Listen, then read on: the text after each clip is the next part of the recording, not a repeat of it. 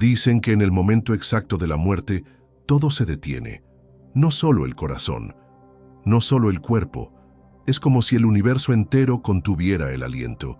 Y entonces, silencio. Pero no cualquier silencio.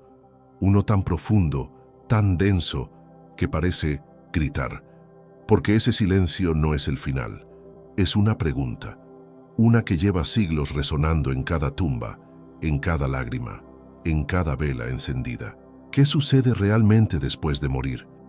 Nos han contado muchas cosas, que volamos al cielo, que ardemos en castigo, que nuestras almas nos observan desde arriba o reencarnan en otros cuerpos. ¿Y si nada de eso fuera cierto?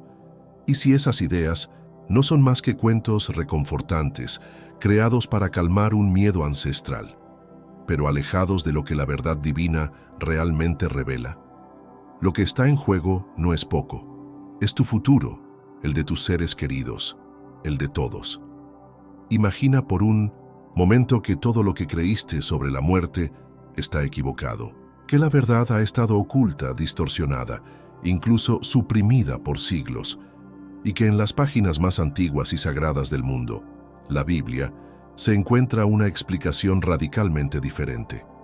Un conocimiento que no solo desafía lo que piensas, sino que tiene el poder de romper el miedo, cambiar tu forma de vivir y prepararte para lo que viene. Hoy no te hablaré desde tradiciones ni teorías humanas. No vengo a repetir lo que escuchaste en funerales o viste en películas. Vamos a ir más profundo que nunca, a rasgar el velo del silencio con la única fuente que afirma tener la verdad sobre la vida y sobre la muerte. Pero para descubrirla tienes que quedarte, porque lo que viene, créeme, puede ser lo más impactante que hayas escuchado en toda tu vida. Este silencio, entonces, no solo es físico, es espiritual, emocional e incluso teológico. En él se esconde el anhelo más antiguo del ser humano, entender qué hay del otro lado. Y quizás, al atrevernos a mirar dentro de ese silencio a través de los ojos de la Escritura, descubramos que no es vacío lo que nos espera, sino algo que ha estado oculto a plena vista. Desde pequeños, incluso antes de entender lo que es la vida, ya sentimos curiosidad por la muerte. ¿A dónde va el abuelo cuando muere? ¿Qué le pasa a la mascota cuando se va al cielo? Estas preguntas tan inocentes y dolorosamente sinceras revelan que el ser humano nace con una inquietud natural por su destino final. No es algo aprendido, está en nuestra esencia. Conforme crecemos, esa pregunta no desaparece. Al contrario, se vuelve más intensa. Cuando perdemos a alguien que amamos, cuando una enfermedad amenaza nuestra existencia, o incluso cuando nos enfrentamos al vacío de una noche en soledad, la pregunta regresa. No importa cuánta ciencia conozcamos o qué tan avanzadas estén las tecnologías, la muerte sigue siendo una puerta cerrada que nadie logra abrir del todo desde este lado. En este mundo actual, vemos cada vez más personas yendo en contra de los principios tradicionales y parece que lo inmoral está cada vez más presente. Es común sentirse desorientado y sin rumbo. Sin embargo, aún existe un camino para recuperar la verdadera esencia y restablecer los principios éticos en nuestra rutina diaria. Si te sientes perdido en medio de la confusión y deseas más claridad, tenemos algo especial para ti, un recurso creado especialmente para ayudarte a comprender el significado de estos desafíos actuales y enfrentarlos con sabiduría y valentía. Este es el verdadero valor de Caminos de la Revelación, descifrando la Biblia por completo, un camino hacia la claridad y la serenidad a través de sus enseñanzas. Lo mejor de todo es que está disponible ahora, como un regalo, en el primer comentario fijado. No pierdas esta oportunidad de transformar tu vida y descubrir el propósito genuino de estos desafíos. Ahora volvamos al tema principal del vídeo. Lo interesante es que esta pregunta también persiguió a los grandes personajes de la Biblia. Patriarcas, reyes, profetas y apóstoles se enfrentaron a ella, y no siempre con respuestas claras desde el principio. Job, por ejemplo, no temía decir no sé, pero sí se atrevía a preguntar con fervor. Daniel, David, Eclesiastés, todos exploraron, lloraron y reflexionaron sobre lo que hay después del último latido. Esto muestra que buscar respuestas sobre la muerte no es un acto de debilidad, sino de valentía espiritual. Y es precisamente porque esta pregunta nos acompaña en cada etapa de la vida que necesitamos respuestas sólidas. Respuestas que no se contradigan, que no cambien con las modas, que puedan sostenernos en el momento más vulnerable. La Biblia no esquiva este tema. Lo aborda desde el Génesis hasta el Apocalipsis. Solo hace falta disposición para escuchar lo que realmente dice. Vivimos rodeados de ideas sobre la muerte que muchas veces damos por ciertas sin cuestionarlas. Películas, canciones, tradiciones religiosas y hasta expresiones cotidianas se pintan una imagen del más allá que suena familiar, pero es bíblica. ¿Quién no ha oído frases como "ya está en el cielo" o "ahora es un ángel"? Son palabras que consuelan, sí, pero tienen respaldo en la palabra. Durante cientos y siglos, doctrinas ajenas al mensaje original de la Biblia se han infiltrado silenciosamente en la mente de millones. Influencias griegas como el dualismo alma-cuerpo, enseñanzas medievales sobre el purgatorio o visiones orientales sobre la reencarnación han moldeado lo que pensamos sobre la muerte. Y muchas veces, sin darnos cuenta, mezclamos estas ideas con pasajes bíblicos fuera de contexto. Es como si pusiéramos lentes empañados para leer las Escrituras. Esto ha generado confusión y ha debilitado la esperanza genuina. Porque cuando no entendemos lo que realmente enseña la Biblia, terminamos abrazando conceptos que no nos preparan para enfrentar la muerte con confianza. Incluso hay quienes sienten miedo o desesperanza, creyendo que su ser querido está sufriendo o que su alma vaga perdida en algún lugar. Esta ansiedad espiritual nace de la desinformación. Es hora de revisar qué hemos aprendido, de preguntarnos si lo que creemos es tradición humana o verdad revelada. No se trata de juzgar ni de ridiculizar a nadie. Se trata de buscar luz donde la hay, y esa luz no se encuentra en especulaciones, sino en la palabra viva y eterna. Al comparar lo que nos han dicho con lo que está escrito, quizá descubramos que la verdad ha estado siempre a nuestro alcance. A lo largo de la historia, muchas ideas que hoy consideramos normales fueron, en su momento, totalmente ajenas al mensaje bíblico. Tradiciones que comenzaron como explicaciones filosóficas o intentos de consuelo terminaron instalándose como doctrinas inamovibles.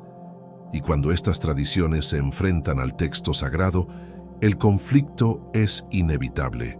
Tomemos por ejemplo la idea de que las almas suben directamente al cielo o bajan al infierno en el momento de morir. Esta visión no aparece de manera explícita en los primeros libros de la Biblia. De hecho, el Antiguo Testamento presenta una realidad muy distinta, con un concepto de muerte que se aleja de la conciencia eterna inmediata. Pero como esa imagen de juicio instantáneo se repitió tantas veces, terminó aceptándose como verdad, sin ser cuestionada. Cuando leemos las Escrituras sin filtros culturales, descubrimos matices sorprendentes. Vemos a hombres y mujeres de fe hablar de la muerte como un descanso, una espera, un sueño profundo. ¿Cómo se reconcilia eso con la idea de un cielo o infierno inmediato? ¿Podrían ambos conceptos convivir? ¿O uno ha sido impuesto sobre el otro con el tiempo, ocultando la enseñanza original de Dios? El desafío está en desaprender para volver a aprender. No es fácil soltar creencias arraigadas, pero cuando lo hacemos con humildad y reverencia, se abre ante nosotros un panorama más claro y esperanzador.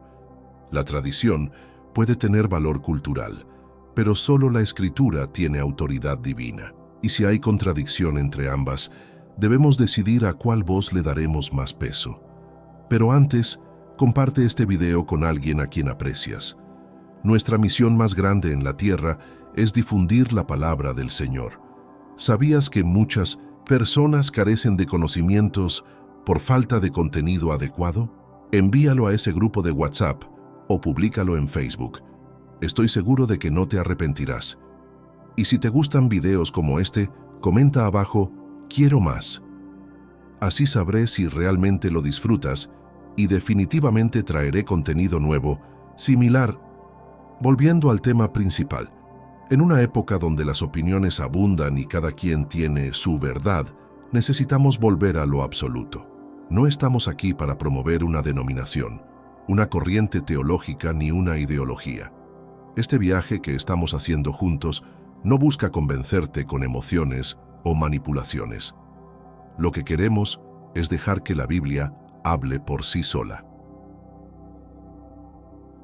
Cuando decimos que la Biblia tiene la respuesta sobre la muerte, lo decimos porque ha sido coherente desde el principio hasta el fin.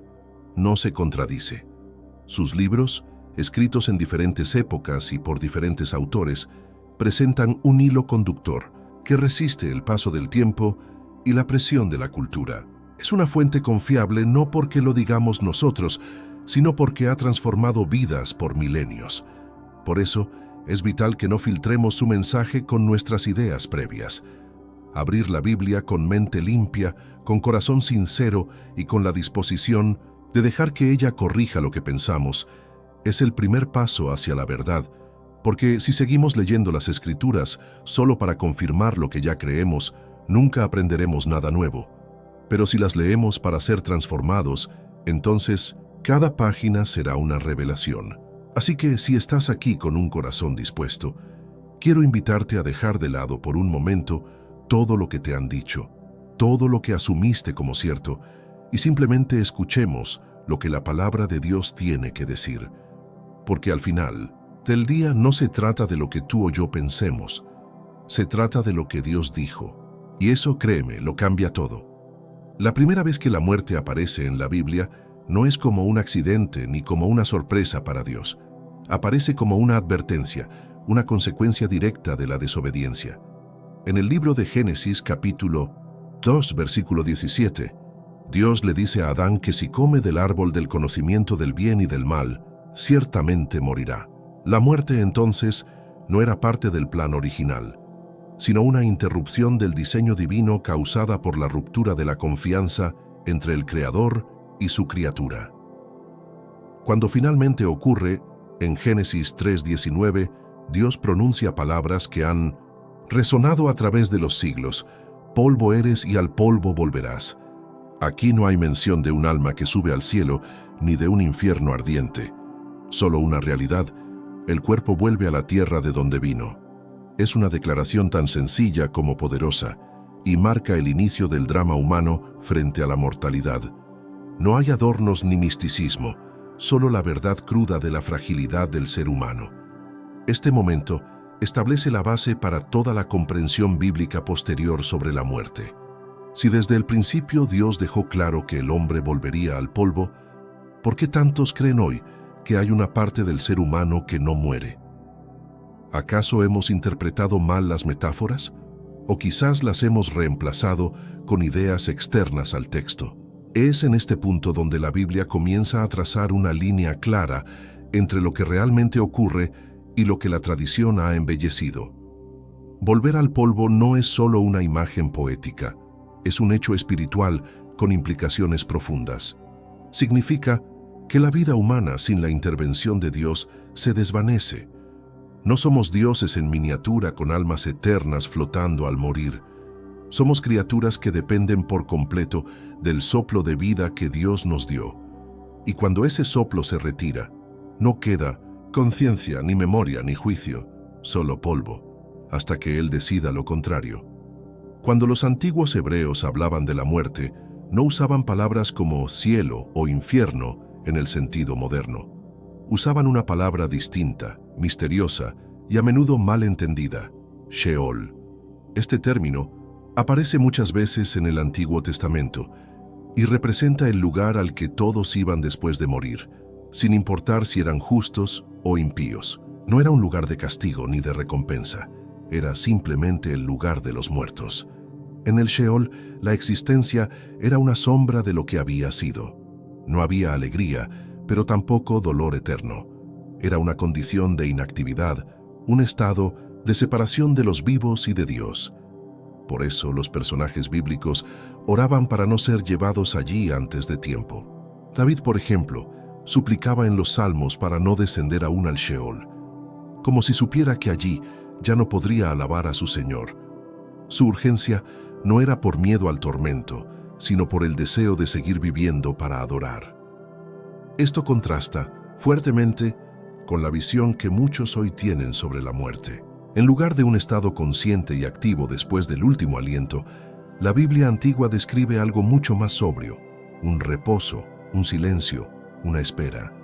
Y esta espera era compartida por todos.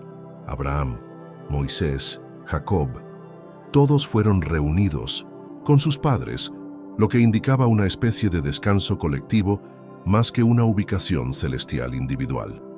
Es importante entender que el Sheol no era una invención poética, era la manera más honesta que tenían para describir lo que sabían de la muerte. No tenían visiones celestiales coloridas ni relatos de túneles de luz.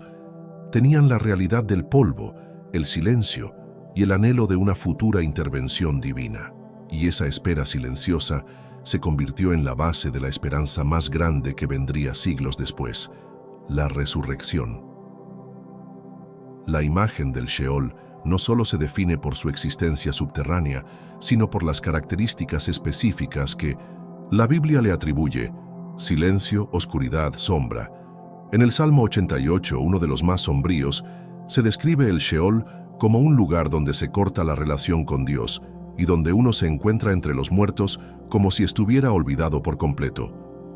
No hay cánticos, no hay luz, no hay comunión, solo una conciencia disuelta en el olvido. Para muchos, esta visión resulta incómoda. Preferimos imaginar a nuestros seres queridos mirándonos desde arriba o guiándonos desde el cielo. Sin embargo, la Biblia antigua no refuerza estas ideas. El Sheol no se presenta como un lugar desde donde los muertos interactúan con los vivos, sino como un destino definitivo hasta el día de la resurrección. Es un paréntesis entre dos realidades, la vida y el juicio final.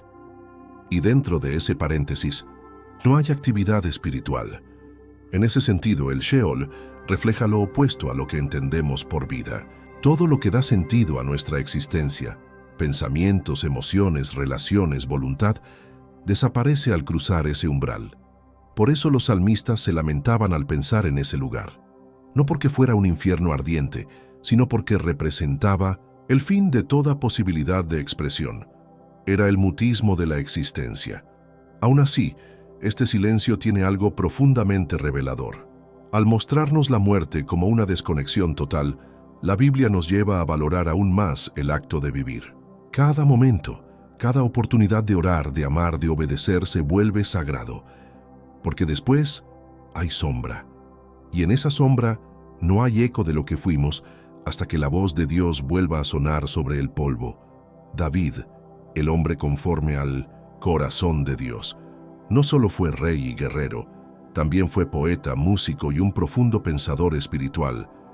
Sus salmos están cargados de reflexiones sobre la vida, la muerte y el alma. Uno de los aspectos más sorprendentes de sus escritos es cómo se refiere a la muerte. No como una transición activa, sino como un sueño. Un estado pasivo, similar al dormir, donde no hay alabanza ni pensamiento. En el Salmo 6:5, David clama diciendo: «Porque en la muerte no hay memoria de ti. En el Sheol, ¿quién te alabará?». Estas palabras no son un simple recurso retórico, son una declaración de la condición de los muertos según su entendimiento.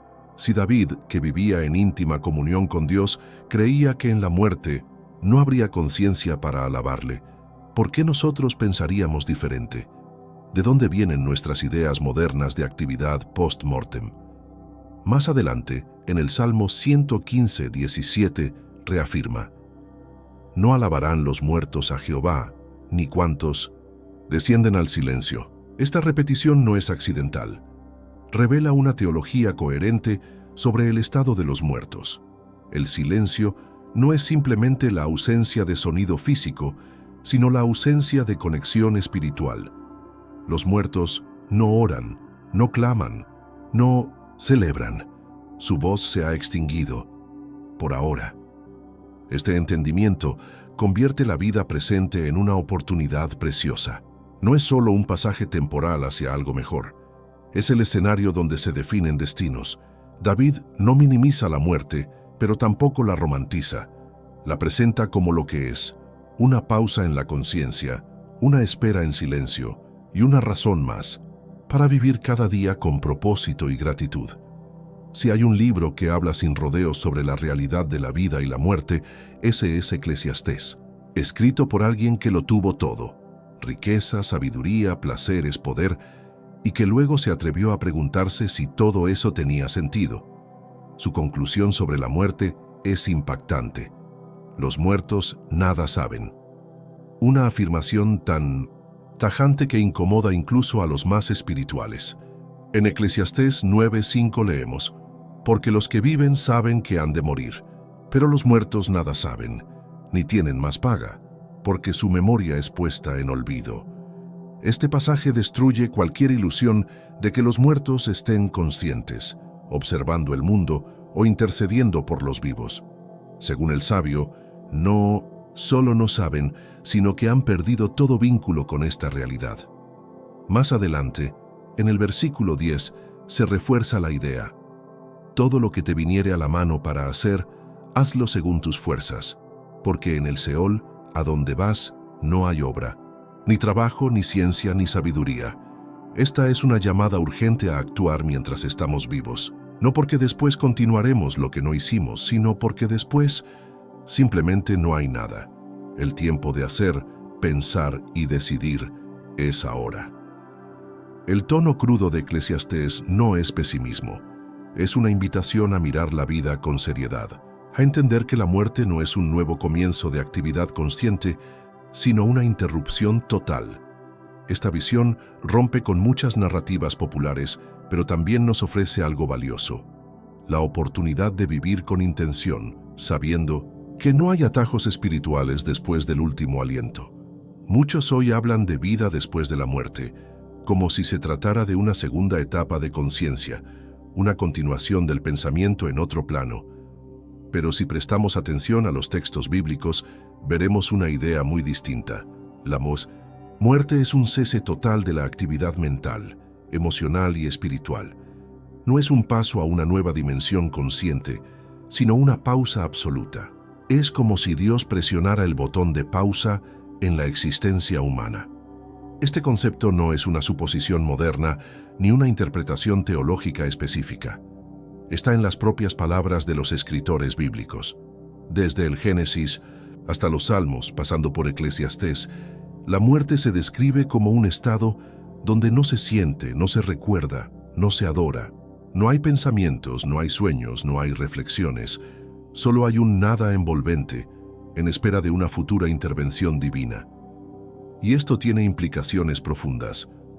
Si los muertos realmente están en un estado de inconsciencia, entonces no pueden comunicarse con los vivos, ni interceder por ellos, ni aparecerse en sueños o manifestaciones. Muchas experiencias personales o relatos de apariciones deben entonces ser interpretadas desde otro ángulo: emocional, psicológico o incluso espiritual, pero no como evidencia de una conciencia activa más allá del sepulcro.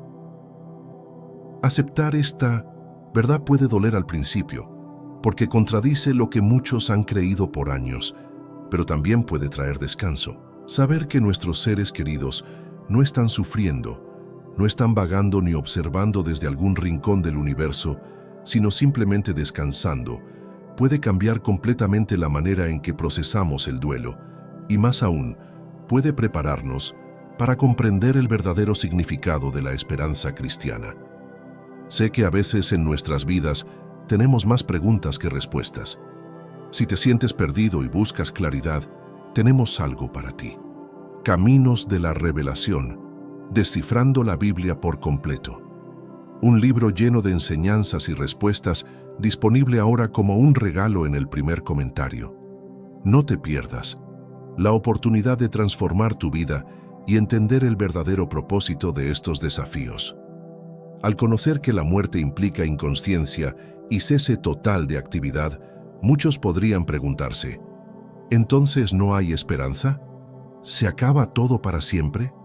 Esta pregunta es válida y crucial, Porque aunque el Antiguo Testamento habla del Sheol como un lugar de silencio, también deja entrever destellos de esperanza que apuntan a algo más allá del polvo. Esos destellos no son promesas vagas, son semillas que brotarían con fuerza siglos después. Uno de los personajes que se atrevió a cuestionar la aparente eternidad de la muerte fue Job. En medio de su dolor y confusión, lanzó una de las preguntas más poderosas del texto bíblico. ¿Si el hombre muriere, volverá a vivir? Job 14:14. Este clamor no vino desde la teología, sino desde el alma rota de un hombre que lo había perdido todo. Y esa pregunta, lejos de ser rechazada, es recibida por Dios con una promesa implícita. Habrá un día en que volverá a llamar a los muertos y ellos responderán. La esperanza de Job no estaba puesta en una inmortalidad del alma, sino en una futura resurrección corporal. Él no deseaba flotar por el cielo como un espíritu etéreo, sino volver a levantarse como ser humano completo. Esa diferencia lo cambia todo, porque mientras muchas religiones ofrecen consuelos en forma de evasión, la Biblia ofrece restauración. Un regreso tangible, real, físico, pero glorioso. Esa semilla de esperanza, plantada en la oscuridad del dolor de Job, permanece latente en el Antiguo Testamento. No siempre es clara, no siempre está en primer plano, pero está ahí. Y cuando se entiende a la luz de todo el relato bíblico, se convierte en una de las verdades más poderosas del mensaje de Dios, que la muerte no tiene la última palabra, que hay un día de despertar. Pero ese despertar no ocurre al morir, sino cuando Dios lo determine. La figura de Job se alza como una de las más profundas en toda la Biblia, no solo por su sufrimiento, sino por las preguntas que se atrevió a hacerle a Dios. En el capítulo 14, Job expresa su anhelo. Todos los días de mi edad esperaré hasta que venga mi liberación. En otras palabras, sabía que su estado tras la muerte sería de espera, no de actividad ni de viaje celestial, sino de espera paciente en el polvo de la tierra. Esta idea no era pesimismo, era fe en una promesa aún no del todo revelada. Job creía que aunque fuera al polvo, Dios no lo olvidaría, que aquel que le dio forma no lo dejaría en el olvido para siempre. Su confianza no se basaba en lo que veía, sino en quien conocía, el carácter justo y fiel del Creador. Eso le permitía descansar en medio de la oscuridad, sabiendo que un día escucharía nuevamente su voz. Lo notable es que Job nunca habla de alma separada del cuerpo y consciente tras la muerte. Todo su lenguaje es corporal, físico, tangible.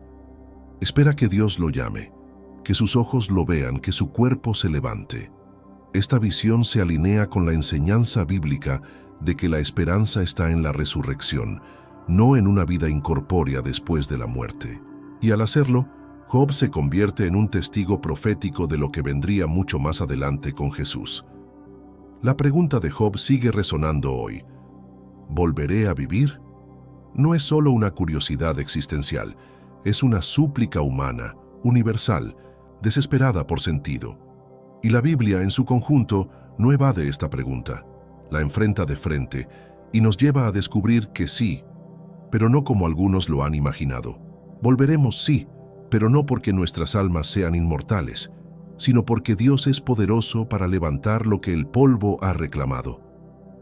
La expresión de Job, entonces llamarás, y yo te responderé, es una imagen que conmueve, porque habla de un Dios que no ha cerrado su libro sobre nosotros al morir.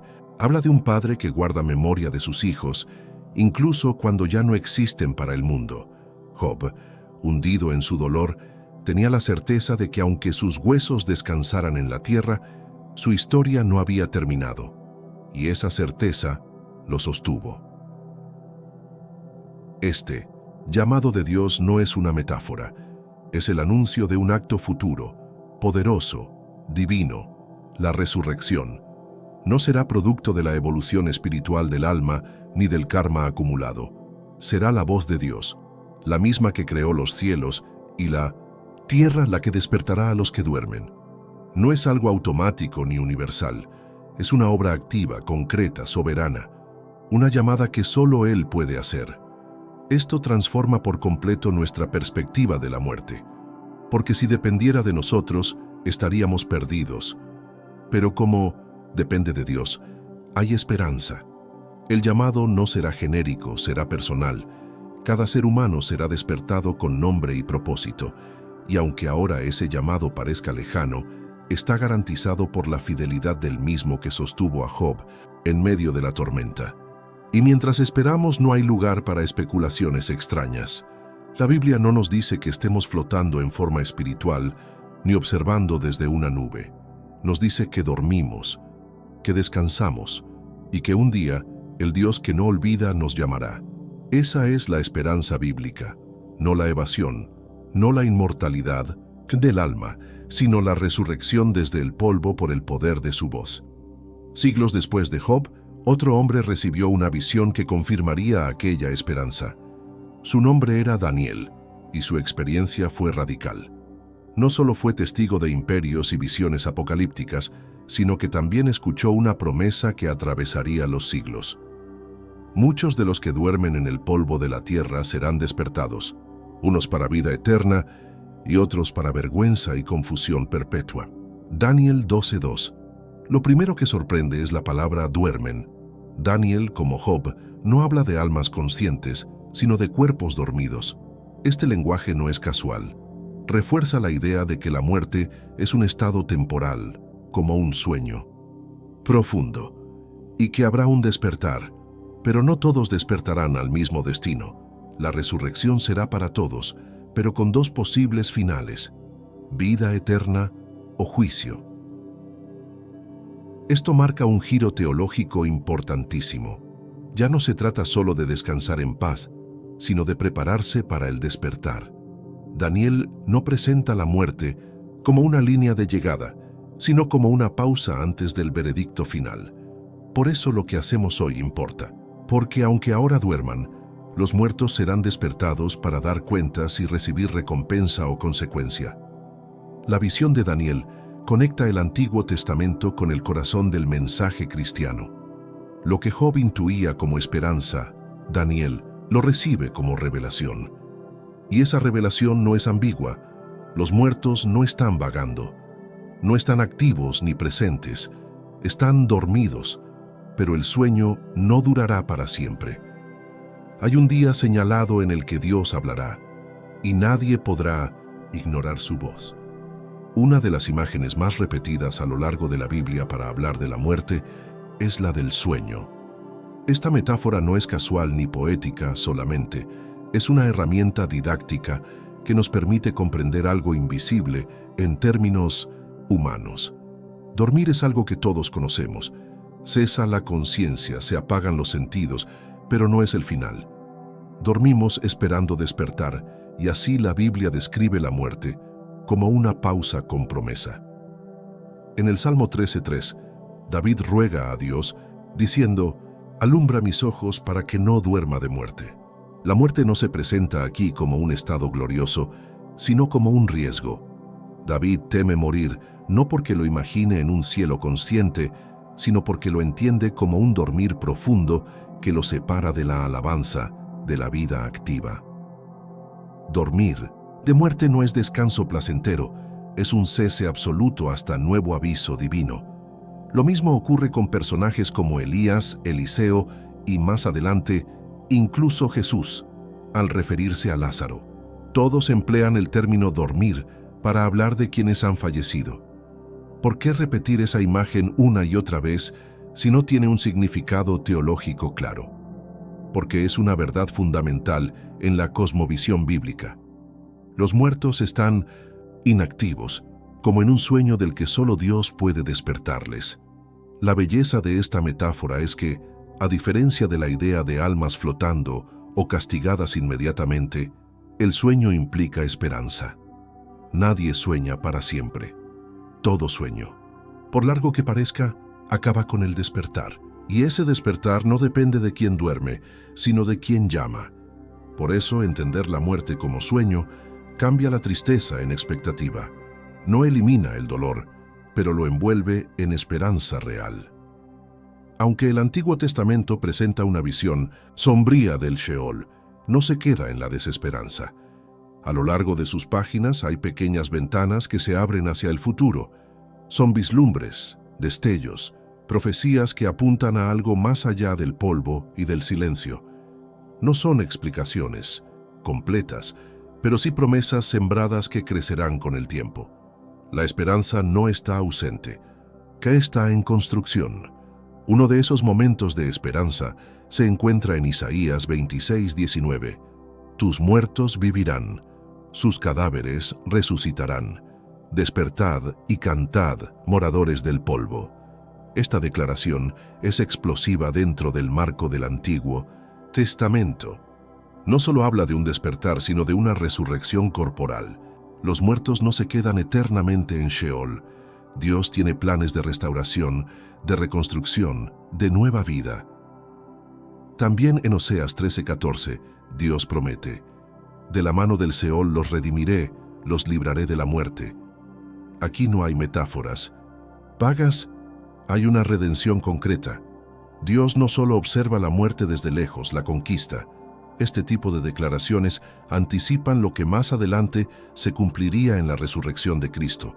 Pero incluso antes del Mesías, ya el mensaje era claro. La muerte no era el final definitivo. Estos pasajes son como faros en medio de la niebla. No eliminan completamente la incertidumbre del Sheol, pero sí dan dirección. Preparan el corazón del pueblo para algo más grande. Mientras muchos temían la muerte como un punto final, los profetas sembraban la verdad.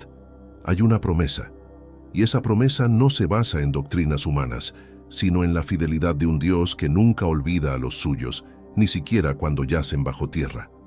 Con la llegada de Jesús, toda la comprensión sobre la vida, la muerte y el más allá adquiere una nueva dimensión. Él no vino a repetir lo que ya se sabía, sino a iluminar lo que estaba en sombra. Y entre las verdades que trajo con mayor fuerza, una se destacó: la muerte no es invencible. Jesús no solo habló sobre la muerte, la enfrentó, la vivió, la venció. Su vida y enseñanza redefinieron el panorama completo. En Juan 11:25, Jesús dice con total autoridad: Yo soy la resurrección y la vida. El que cree en mí, aunque esté muerto, vivirá. Esta declaración no solo tiene poder poético, tiene peso teológico. Jesús no promete que los muertos ya estén vivos ahora, sino que vivirán. Usa el futuro, apuntando a un evento venidero, no inmediato. Eso reafirma la doctrina de la muerte como sueño y de la resurrección como esperanza. Jesús también confirmó el concepto del sueño cuando se refiere a Lázaro. En lugar de decir que había muerto, afirma que duerme y que va a despertarlo. Sus discípulos, confundidos, creían que hablaba literalmente de dormir. Solo entonces Jesús aclara: Lázaro ha muerto. Pero el uso del dormir no es accidental, es intencional. Jesús está estableciendo una nueva manera de ver la muerte, no como desaparición, sino como pausa. Con Jesús, la promesa del Antiguo Testamento se convierte en realidad tangible. Ya no es solo Isaías hablando de despertar, es el Hijo de Dios caminando hacia una tumba y ordenando: Lázaro, ven fuera, y el muerto obedece. Esta escena no es un mito, es un adelanto de lo que vendrá para todos los que duermen en Cristo. Y si Él puede despertar a uno, puede despertar a millones. El caso de Lázaro es uno de los relatos más reveladores sobre el estado de los muertos, no solo porque fue resucitado, sino por cómo Jesús describe su condición antes de devolverle la vida. Al enterarse de su muerte, Jesús no dice que Lázaro ha ascendido al cielo, ni que está en un lugar de gozo o tormento. Dice algo muy sencillo: nuestro amigo Lázaro duerme. Juan 11:11. Esa frase cambia todo. Los discípulos no entendieron, pensaron que si dormía estaba mejorando, y entonces Jesús con paciencia aclara: Lázaro ha muerto. Esta doble expresión revela una verdad profunda. Para Jesús la muerte no es el final, es un sueño, y más aún, es un sueño del que Él tiene autoridad para despertar a quien quiera, cuando quiera. La muerte no es enemiga invencible, es un sueño que obedece a su voz. Cuando Jesús llega a la tumba de Lázaro, no conversa con su alma, no le habla al espíritu, le habla al cuerpo: «Lázaro, ven fuera». Y ese cuerpo, que ya olía mal según los presentes, responde. Esta escena no deja lugar a dudas. La conciencia de Lázaro no estaba activa. No se entera de lo que pasó hasta que despierta. Su resurrección no es un regreso desde el cielo, sino un despertar desde el polvo. Esto pone en jaque muchas ideas populares. Si Lázaro hubiera estado en el cielo, ¿por qué Jesús lo sacaría de allí? ¿Sería justo traerlo de un lugar de gloria para volver al dolor de este mundo? No tiene sentido. La única explicación coherente es que Lázaro no estaba consciente en ningún otro lugar. Dormía, y al igual que él, muchos duermen hoy, esperando que esa misma voz los llame algún día por su nombre. Las palabras de Jesús sobre la muerte no son adornos teológicos, son verdades pronunciadas con autoridad divina, y por eso merecen ser examinadas con atención. A diferencia de muchos líderes religiosos, Jesús no enseñó que el alma se va al cielo inmediatamente. Habló de la muerte como sueño, de la vida eterna como regalo futuro y de la resurrección como evento decisivo. Y todo lo que enseñó lo vivió.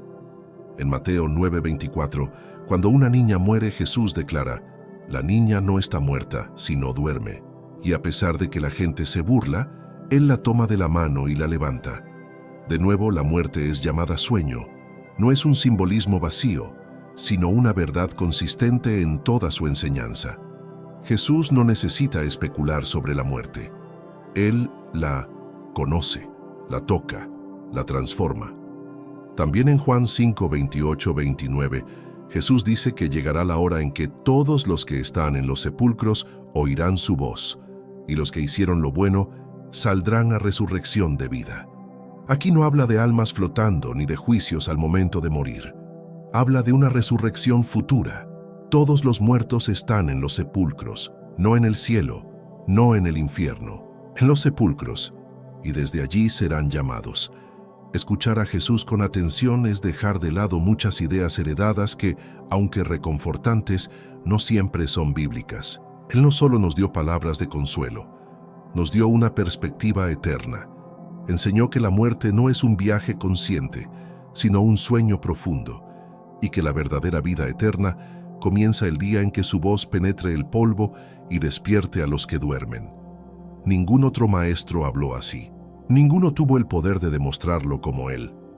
Uno de los textos más debatidos sobre el destino después de la muerte es el diálogo entre Jesús y el ladrón en la cruz, registrado en Lucas 23:43. Allí, Jesús le dice: «De cierto te digo, que hoy estarás conmigo en el paraíso». A primera vista parece contradecir todo lo que venimos viendo. ¿Cómo es que ahora parece afirmar que ese mismo día ambos estarían juntos en el paraíso? ¿Es esta una evidencia de conciencia inmediata tras la muerte? La clave está en cómo leemos la frase. En el griego original, el texto no tiene puntuación. Los signos de puntuación fueron añadidos siglos después, guiados por la interpretación de los copistas. Por lo tanto, una forma igualmente válida de leer esta frase es: «De cierto te digo, hoy estarás conmigo en el paraíso». El énfasis cambia completamente. Jesús no está diciendo cuándo sucederá, sino afirmando cuándo lo está diciendo. En ese momento de dolor, está prometiendo algo futuro. Este ladrón arrepentido no fue al cielo ese mismo día. Jesús mismo no subió al cielo al morir. En 1900, en Juan 20:17, resucitado, Jesús dice a María Magdalena: «Aún no he subido a mi Padre». ¿Cómo entonces pudo estar con el ladrón en el paraíso el día viernes, si aún no había ascendido el domingo? Claramente, la promesa de Jesús al ladrón se refiere a un futuro, no a una presencia inmediata post-mortem. Más que una contradicción, este episodio reafirma la enseñanza bíblica. El paraíso, la vida eterna, vendrá en el momento señalado por Dios. El ladrón recibió una promesa de salvación, sí, pero no de entrada inmediata. Su esperanza, como la nuestra, está en la resurrección, cuando Jesús regrese y los muertos en Cristo se levanten primero. Lo que ocurrió en esa cruz fue un acto de gracia, no un pasaje exprés al cielo. El debate gramatical en torno a la frase de Jesús al ladrón no es un simple juego de palabras. Es crucial para entender si la Biblia es coherente o contradictoria en su enseñanza sobre la muerte. La palabra clave es hoy, en griego, semeron. Dependiendo de dónde coloquemos la coma, el significado varía radicalmente. Por eso, no se trata solo de traducir, sino de interpretar a la luz de todo el mensaje bíblico. Si asumimos que Jesús quiso decir, hoy estarás conmigo, caemos en un problema serio. Jesús no subió al cielo ese día, como ya vimos. Además, iría en contra de todo el testimonio bíblico sobre el estado de los muertos. Por otro lado, si leemos, de cierto te digo hoy, Jesús estaría enfatizando la certeza de la promesa, no su inmediatez. Sería como si dijera, hoy, en este momento tan oscuro, te aseguro que tendrás un futuro conmigo. Este uso de hoy como expresión enfática no es raro en la Biblia. Aparece en Deuteronomio, en los Salmos y en las palabras de los profetas. Decir algo hoy no siempre implica que suceda hoy, sino que se afirma con firmeza en este día. Jesús, colgado en la cruz, le ofrece al ladrón arrepentido lo único que podía darle en ese momento, la promesa segura de vida eterna, no su realización inmediata. Comprender esta distinción nos ayuda a reconciliar ese versículo con el resto de las Escrituras. No tenemos que descartar la enseñanza sobre la resurrección ni asumir que Jesús cambió la doctrina en su último suspiro. Al contrario, reafirma que incluso en su momento más débil, seguía apuntando hacia el futuro glorioso de su retorno, cuando cumpliría todas las promesas hechas a quienes confían en él. Cuando pensamos en paraíso, solemos imaginar un lugar hermoso, lleno de luz, ángeles cantando y almas flotando. Sin embargo, la Biblia no siempre define el paraíso de esa manera. De hecho, la palabra paraíso aparece muy pocas veces en las Escrituras, y su significado no es tan claro como muchos piensan. ¿Es el cielo? ¿Es un jardín? ¿Es una etapa intermedia? Las respuestas son más complejas de lo que parecen. En 2 Corintios 12:4, Pablo habla de haber sido arrebatado al paraíso, lo que vincula este término con el tercer cielo. Pero este pasaje es altamente simbólico y personal, sin descripción concreta del lugar. En Apocalipsis 2:7, Jesús promete al vencedor que le dará de comer del árbol de la vida, el cual está en medio del paraíso de Dios. Aquí, el paraíso se asocia más con la restauración del Edén que con una nube en el cielo. Esta conexión con el Edén es importante. El paraíso bíblico tiene más relación con la vida restaurada, con la comunión plena entre Dios y el hombre, que con un lugar flotante post-mortem. Es el lugar donde Dios habita con los suyos, donde no hay más muerte, ni dolor, ni lágrimas. Pero ese lugar, según Apocalipsis, es parte del nuevo cielo y la nueva tierra, no algo que ya habitamos al morir. Entonces, cuando Jesús promete al ladrón que estará con él en el paraíso, está hablando del futuro cumplimiento del reino de Dios, no de un viaje inmediato al cielo invisible, sino del momento en que los redimidos resuciten y vivan con Él en la plenitud del paraíso restaurado. Esta visión se alinea con toda la esperanza bíblica, no en una vida espiritual flotante, sino en una resurrección gloriosa y real. Otro pasaje que genera mucha confusión es la historia del rico y Lázaro en Lucas 16, 19, 31. En ella, el rico muere y despierta en tormento, mientras Lázaro es llevado al seno de Abraham. Muchos han tomado esta historia como una descripción literal del más allá, con personas conscientes en el cielo y en el infierno. Pero, ¿es eso lo que Jesús realmente quiso enseñar? ¿O estamos leyendo una parábola como si fuera un reporte celestial? Primero, es importante entender que esta historia tiene todas las características de una parábola. No se menciona ningún personaje histórico, está llena de simbolismos y fue contada en un contexto de reprensión a los fariseos. Jesús usaba parábolas para ilustrar verdades espirituales, no para establecer doctrinas detalladas sobre realidades invisibles. Si tomamos esta historia literalmente, Deberíamos creer que los justos viven literalmente en el pecho de Abraham y que pueden conversar entre cielo e infierno. Además, hay elementos que no concuerdan con la enseñanza general de la Biblia. Por ejemplo, el infierno se describe como un lugar donde se puede ver y hablar con los que están en el cielo. Esto no aparece en ningún otro lugar de las Escrituras. También se da la idea de que las acciones externas, como la riqueza, definen el destino eterno, algo que contradice la salvación por fe. La enseñanza real detrás de esta parábola es sobre el egoísmo, la dureza de corazón y la necesidad de escuchar a Moisés y los profetas. No es un tratado sobre geografía celestial. Jesús está usando una imagen conocida en su tiempo, una tradición oral popular entre los judíos, para dar una lección moral poderosa. Si ignoramos el contexto y la forma literaria, podríamos terminar construyendo doctrinas basadas en metáforas, y eso siempre nos lleva al error. A lo largo de su ministerio, Jesús habló muchas veces sobre la muerte, pero nunca enseñó que las almas de los muertos flotan conscientes en otro plano. Sus enseñanzas refuerzan el concepto de sueño, de espera, de resurrección futura. En Juan 5, 28, 29, él mismo dice: «Viene la hora cuando todos los que están en los sepulcros oirán su voz». No dice que están vivos en otro lugar, sino que están en los sepulcros esperando. Jesús nunca enseñó que al morir, los buenos van al cielo inmediatamente. De hecho, él mismo no ascendió al cielo en el momento de su muerte. Permaneció en la tumba 3 días, cumpliendo lo que las Escrituras decían. Su resurrección fue corporal, no espiritual. Se levantó con un cuerpo glorificado, y eso es lo que promete a sus seguidores, que un día serán resucitados como él lo fue. Incluso cuando hablaba del juicio, Jesús lo colocaba en un evento futuro, no inmediato.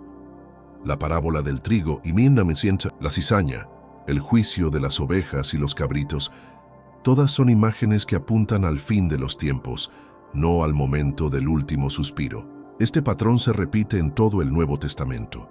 La esperanza cristiana no está en lo que sucede al morir, sino en lo que ocurrirá cuando Cristo regrese.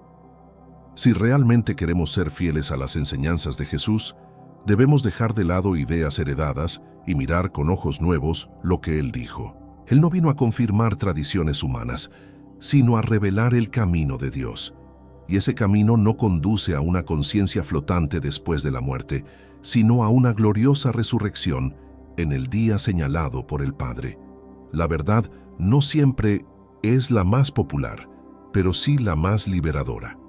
Una vez que comprendemos que los muertos están inconscientes, en un estado similar al sueño, surge una nueva pregunta inevitable. ¿Qué ocurre con ellos mientras esperan la resurrección? ¿Dónde están? ¿Qué hacen? La Biblia responde de forma directa y consistente. Están en el polvo de la tierra, descansando, sin conocimiento del tiempo, sin percepción de lo que sucede en el mundo. Es un estado de completa inactividad. Eclesiastés 9:6 refuerza esta verdad, diciendo que su amor, su odio y su envidia ya perecieron, y nunca más tendrán parte en todo lo que se hace debajo del sol. Esto implica que los muertos no intervienen en los asuntos de los vivos. No sienten, no sufren, no observan, no ayudan. Están desconectados por completo de esta realidad. La idea de que alguien nos cuida desde el cielo puede sonar bonita, pero no tiene fundamento bíblico. Además, la imagen del alma como una entidad consciente que sobrevive fuera del cuerpo no proviene del pensamiento hebreo bíblico, sino del pensamiento griego antiguo. Platón y otros filósofos influenciaron a generaciones con la noción de la inmortalidad del alma, algo que luego se mezcló con la doctrina cristiana. Pero la Biblia enseña que el ser humano es un todo, cuerpo plus aliento de vida. Sin uno de esos elementos, no hay alma viviente. Por lo tanto, lo que ocurre después de la muerte es un reposo profundo, una desconexión absoluta del tiempo y el espacio. Para el que muere, no pasa tiempo alguno entre su último suspiro y el momento de la resurrección. Es como cerrar los ojos y abrirlos al instante, aunque hayan pasado siglos. Esa es la maravilla del descanso en Cristo. No es doloroso, no es consciente y sobre todo, no es eterno. Es un alto en el camino, hasta que suene la trompeta. En toda la Biblia hay un evento que se repite una y otra vez como el punto culminante del plan de Dios, la resurrección. No es un símbolo ni una metáfora, es un acto literal, prometido, anunciado y esperado por los profetas, los apóstoles y por Jesús mismo. La resurrección no es un detalle menor, es el corazón de la esperanza cristiana. Sin ella, todo lo demás pierde sentido. Tesalonicenses 4, 16, 17 describe este momento con palabras que estremecen, porque el Señor mismo descenderá del cielo y los muertos en Cristo resucitarán primero. Esta es la gran promesa, que los que han dormido en fe, los que murieron confiando en Dios, serán despertados por su voz, no por un ritual ni por una obra humana, sino por el poder mismo de aquel que venció la muerte. En ese día, no solo se despertarán los cuerpos, se restaurará la identidad, la memoria, la comunión. Las personas volverán a ser conscientes, pero esta vez no en un mundo de dolor, sino en la presencia gloriosa de su Salvador. La muerte será derrotada no simbólicamente, sino literalmente. Será el fin del olvido, el fin del silencio, el fin de las sombras. Todo lo que fue sembrado en debilidad será levantado en poder. Y para quienes aún vivimos, la resurrección no es solo un consuelo futuro, es un llamado presente. Nos recuerda que nuestras decisiones hoy tienen un eco eterno, que lo que creemos, amamos y obedecemos ahora define en qué resurrección estaremos, la de vida o la de condenación. La resurrección es la puerta definitiva y está más cerca de lo que imaginamos. Comprender lo que la Biblia realmente enseña sobre la muerte no es un simple ejercicio intelectual. Es un giro en la manera de ver la vida, el sufrimiento, la pérdida y el propósito. Saber que los muertos descansan, que no sufren ni vagan, cambia nuestra forma de llorar, de recordar y de esperar. Pero más que eso, transforma cómo vivimos cada día porque nos invita a hacerlo con intención, con reverencia, con urgencia. Ya no vivimos atados a supersticiones, ni a temores infundados sobre almas en pena o castigos inmediatos. Vivimos sabiendo que la muerte no es el final, pero tampoco es el principio de una vida consciente en otro plano. Es un descanso, una pausa, y eso nos invita a aprovechar al máximo cada instante, cada relación, cada oportunidad de obedecer a Dios y extender su reino. Además, este conocimiento nos libera de la culpa malentendida. No necesitamos encender velas para que el alma de un ser querido descanse en paz. Ya está en paz. No necesitamos mensajes espiritistas ni señales desde el más allá. Necesitamos confiar en lo que Dios ha dicho y dejar en sus manos a los que han partido. Ellos están en el polvo, pero Dios no los ha olvidado. Y ese conocimiento, cuando se cree de verdad, trae consuelo que sobrepasa todo entendimiento. Por eso, vivir con esta verdad no es vivir con menos esperanza, es vivir con una esperanza más firme, más pura, más bíblica. Es caminar sabiendo que el final de esta historia no es un cementerio, sino una trompeta, y cuando suene el polvo despertará, porque los muertos no están vivos, pero tampoco están perdidos. La muerte es una de las realidades más inevitables y al mismo tiempo más incomprendidas por la humanidad. Desde el inicio de los tiempos, el ser humano ha tratado de entender qué hay más allá de este punto final de la vida terrenal. La incertidumbre y el temor han dado lugar a numerosas teorías, religiones y filosofías que intentan responder a la gran pregunta: ¿la muerte es el fin o solo el comienzo de algo más grande? La Biblia, el libro más influyente en la historia de la humanidad, nos ofrece respuestas contundentes y profundas acerca del destino del ser humano después de la muerte. Pero lo que encontramos allí no siempre es lo que la mayoría de las personas cree o espera. La clave está en comprender que la muerte, según las Escrituras, no es el final de la existencia, sino un portal hacia una nueva realidad. A lo largo de la historia, las diferentes culturas han creado imágenes de la vida después de la muerte. Cielos paradisíacos, infiernos ardientes, reencarnaciones y mundos intermedios. Sin embargo, ¿qué dice realmente la palabra de Dios sobre este misterio que nos envuelve? ¿Es la muerte un simple estado de descanso o hay una conciencia inmediata tras ella? Este tema no solo despierta curiosidad, sino que también tiene profundas implicaciones espirituales y emocionales.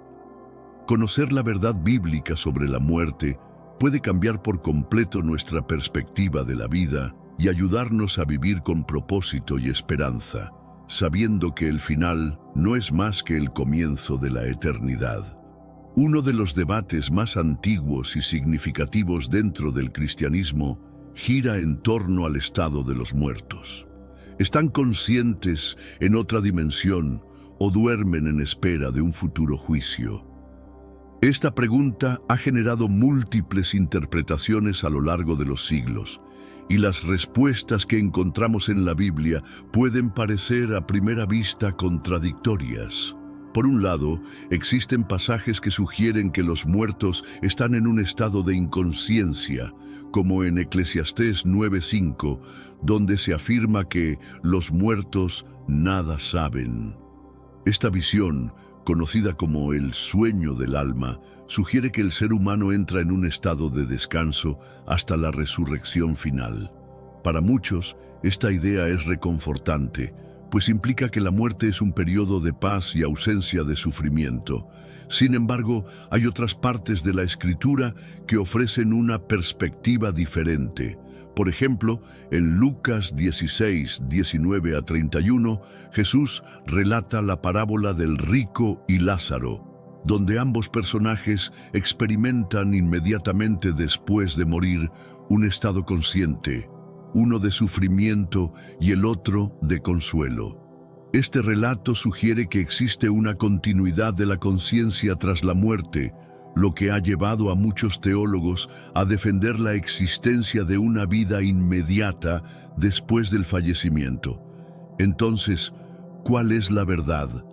La respuesta puede estar en la comprensión de que la Biblia utiliza distintos lenguajes y contextos para referirse al mismo evento. El sueño mencionado podría ser una descripción del estado físico del cuerpo, mientras que la conciencia después de la muerte podría referirse al estado del alma, marcando una diferencia crucial en la comprensión de este tema. Si algo queda claro al estudiar la Biblia, es que la muerte no es una conclusión definitiva, sino una transición.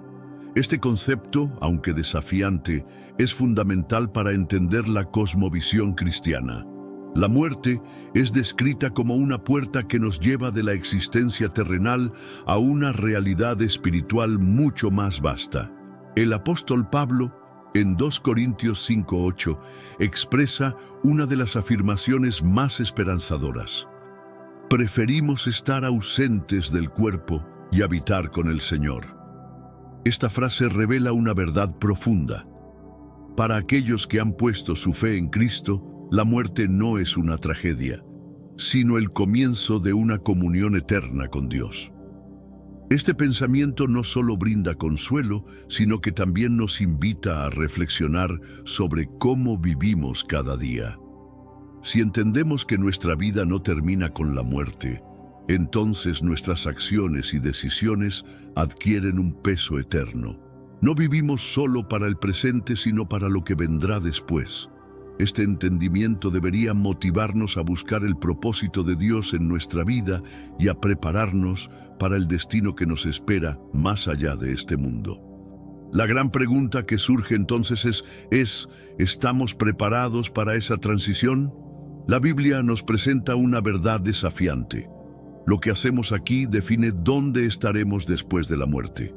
Este conocimiento debería inspirarnos a vivir de manera intencional, con la mirada puesta no solo en lo temporal, sino en lo eterno.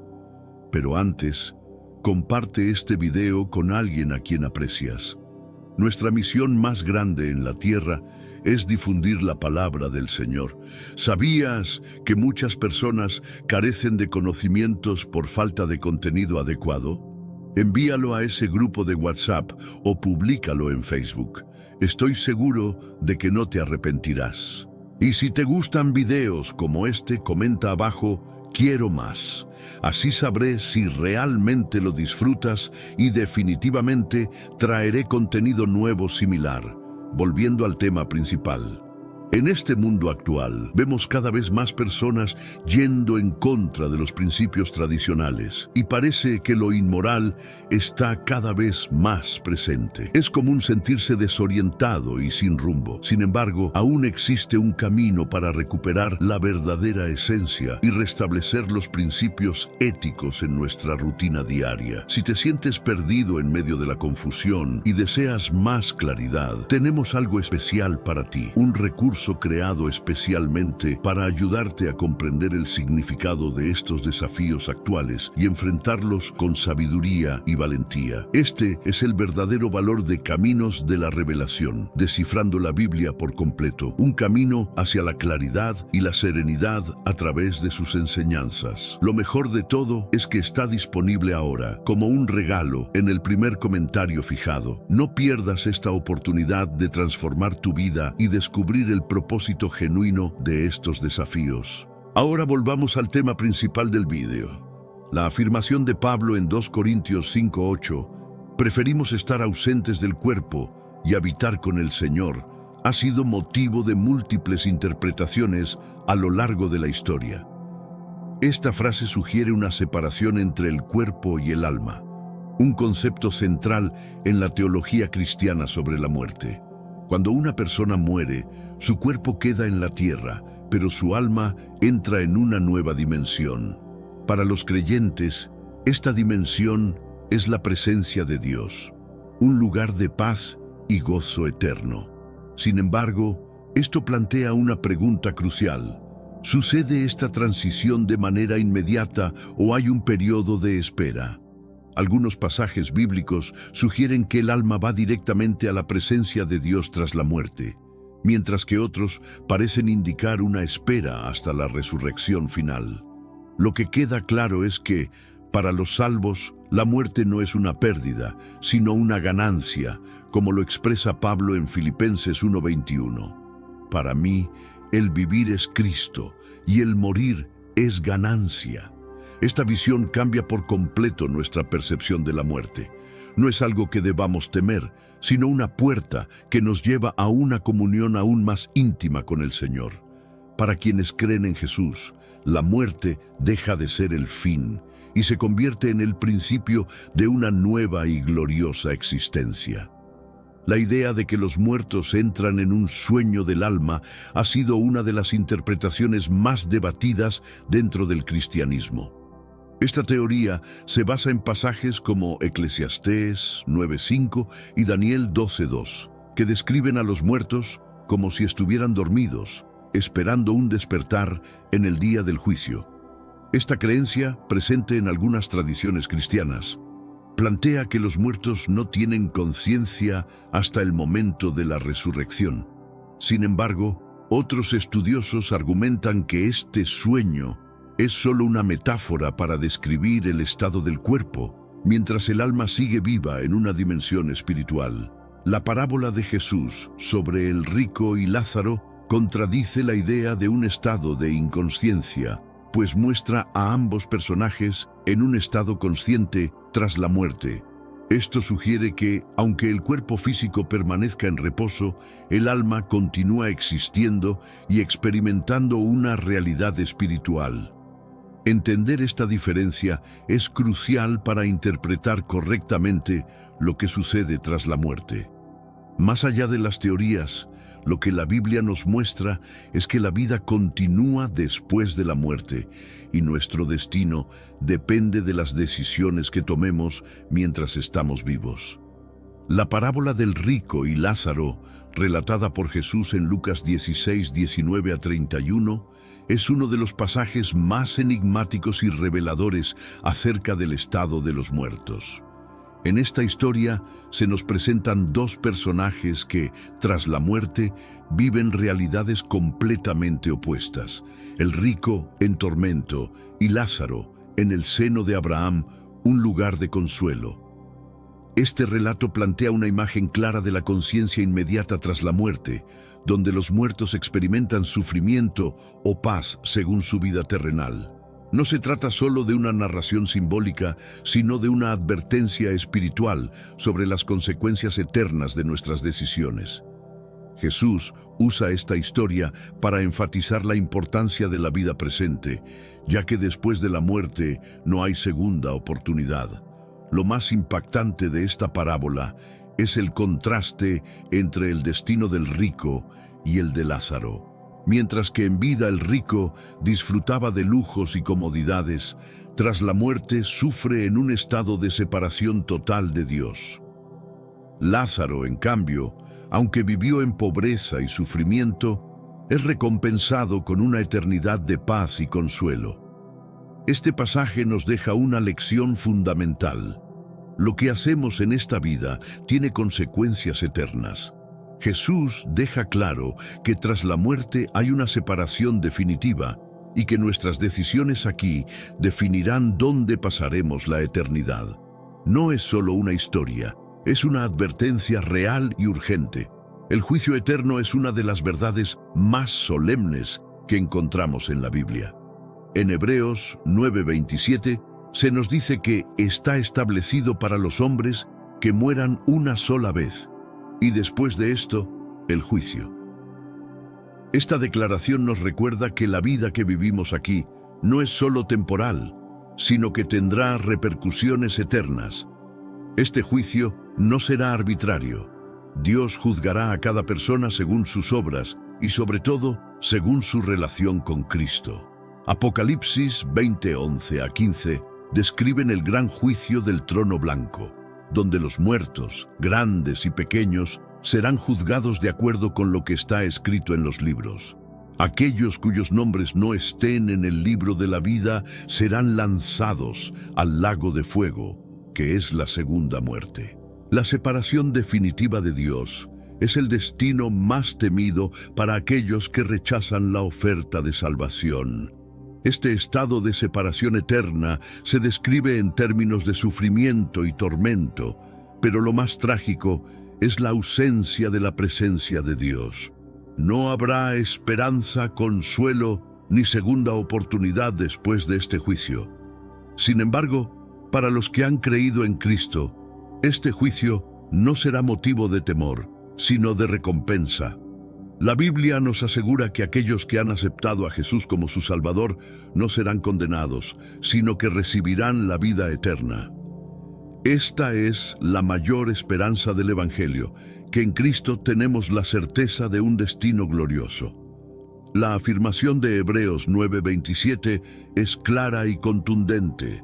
Está determinado que los hombres mueran una sola vez y después de esto enfrenten el juicio. Este pasaje nos confronta con la realidad de que la muerte no es el fin, sino el inicio de un proceso en el que cada persona dará cuenta de su vida ante Dios. A lo largo de la historia, muchas creencias han sostenido la idea de segundas oportunidades después de la muerte o la posibilidad de reencarnación. Sin embargo, la Biblia descarta estas teorías y deja claro que la vida es única y nuestras decisiones aquí definirán nuestro destino eterno. No hay una segunda vida para corregir errores, ni un estado intermedio para expiar pecados. Este juicio es justo y necesario, porque Dios es santo y no puede ignorar el pecado. Sin embargo, también es una oportunidad de redención, porque Dios, en su amor, nos ofrece la salvación a través de Jesús. Romanos 8:1 nos asegura que no hay condenación para los que están en Cristo Jesús, lo que significa que, aunque todos seremos juzgados, los que creen en Cristo no serán condenados. Por lo tanto, Hebreos 9:27 no solo es una advertencia, sino también un llamado a la reflexión.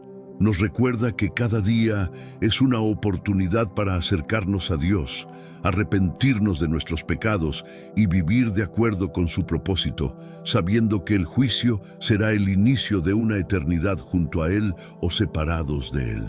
Para los que han puesto su fe en Jesús, la muerte no es una tragedia, sino una transición gloriosa hacia una comunión eterna con Dios.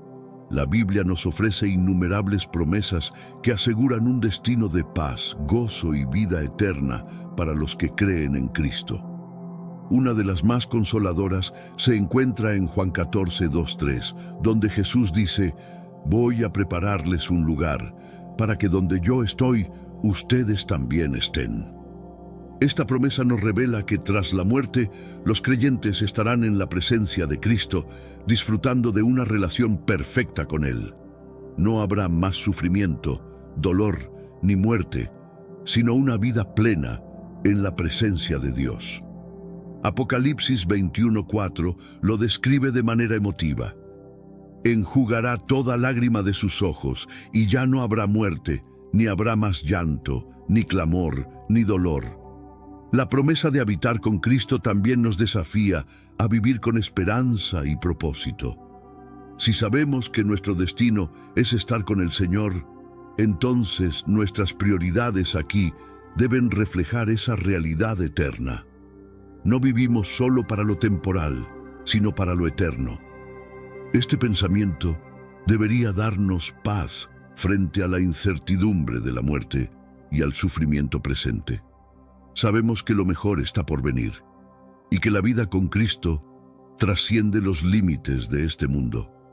Esta es la esperanza que sostiene a los creyentes en medio de las pruebas y dificultades de la vida. La parábola del rico y Lázaro no solo nos ofrece una visión de la conciencia después de la muerte, sino que también nos confronta con la realidad del sufrimiento eterno. En esta historia, el rico experimenta tormento tras su muerte, mientras que Lázaro es consolado en el seno de Abraham. Esta imagen nos muestra una separación definitiva y un contraste radical entre el destino de los salvos y los perdidos. El sufrimiento del rico no es solo físico, sino también espiritual. Se siente completamente separado de Dios, sin posibilidad de alivio o esperanza. Pide una sola gota de agua para refrescar su lengua, lo que simboliza la desesperación total de su estado. Esta descripción es una advertencia poderosa sobre las consecuencias de rechazar a Dios en esta vida. Jesús usa esta parábola para enseñarnos que nuestras decisiones en esta vida son definitivas. No habrá segundas oportunidades tras la muerte. El sufrimiento eterno no es un castigo arbitrario, sino el resultado de rechazar la oferta de salvación que Dios nos da a través de Jesús. Esta historia debería llevarnos a reflexionar sobre cómo estamos viviendo. ¿Estamos preparados para enfrentar la eternidad? La decisión de aceptar o rechazar a Dios no puede posponerse, porque define no solo nuestro presente, sino también nuestro destino eterno. Apocalipsis 20, 11-15 nos ofrece una de las imágenes más impactantes del juicio final, el gran trono blanco. En esta escena, todos los muertos, grandes y pequeños, comparecen ante Dios para ser juzgados según sus obras. Aquellos cuyos nombres no están escritos en el libro de la vida son lanzados al lago de fuego, que es la segunda muerte. Este juicio final marca el destino definitivo de la humanidad. No habrá más oportunidades ni segundas chances. Los que han creído en Cristo recibirán la vida eterna, mientras que los que lo han rechazado enfrentarán una separación eterna de Dios. Esta escena es una advertencia solemne, pero también una invitación a buscar a Dios mientras aún hay tiempo. La imagen del gran trono blanco nos muestra la santidad y la justicia de Dios. Él no puede ignorar el pecado ni pasar por alto la desobediencia, pero en su amor nos ofrece un camino de salvación. Aquellos que aceptan a Jesús como su Salvador tienen la garantía de que su nombre está escrito en el libro de la vida y que no serán condenados. Esta visión del juicio final debería motivarnos a vivir con un sentido de urgencia y responsabilidad. No sabemos cuándo será nuestro último día, pero sí sabemos que nuestras decisiones aquí tendrán un impacto eterno. Por eso, hoy es el día para reconciliarnos con Dios y asegurar nuestro destino eterno en su presencia. La Biblia parece presentar dos perspectivas sobre el estado de los muertos. Una que sugiere inconsciencia y otra que implica una conciencia inmediata. Esta aparente contradicción ha llevado a muchas personas a preguntarse cómo reconciliar ambos puntos de vista. Sin embargo, la clave para entender esta dualidad radica en el contexto y el lenguaje utilizado en las Escrituras. El sueño de los muertos mencionado en Eclesiastés y Daniel se refiere al estado físico del cuerpo. Cuando una persona muere, su cuerpo descansa en la tierra, como si estuviera dormido, pero esto no implica que su alma esté inconsciente. Por el contrario, pasajes como Lucas 16 y Filipenses 1:23 nos muestran que el alma sigue viva y consciente en una dimensión espiritual. Sé que a veces en nuestras vidas tenemos más preguntas que respuestas. Si te sientes perdido y buscas claridad, tenemos algo para ti. Caminos de la Revelación. Descifrando la Biblia por completo. Un libro lleno de enseñanzas y respuestas, disponible ahora como un regalo en el primer comentario. No te pierdas la oportunidad de transformar tu vida y entender el verdadero propósito de estos desafíos. Es importante comprender que la Biblia no siempre habla de manera literal. Muchas veces utiliza metáforas y figuras de lenguaje para describir realidades espirituales que van más allá de nuestra comprensión humana. La muerte, descrita como un sueño, no contradice la idea de la conciencia del alma, sino que enfatiza el reposo del cuerpo hasta el día de la resurrección. Reconciliar estas perspectivas nos ayuda a tener una visión más completa de lo que sucede tras la muerte. Entender que el cuerpo descansa mientras el alma permanece consciente nos da esperanza y nos recuerda que la muerte no es el fin, sino el inicio de una nueva realidad con Dios.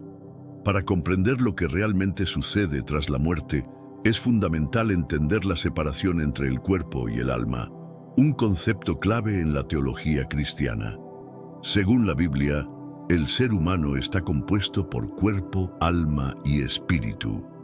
Cuando una persona muere, su cuerpo físico regresa al polvo, pero su alma y su espíritu continúan existiendo en una dimensión espiritual. Esta separación es lo que explica por qué los muertos pueden estar conscientes tras la muerte, mientras sus cuerpos permanecen en la tierra.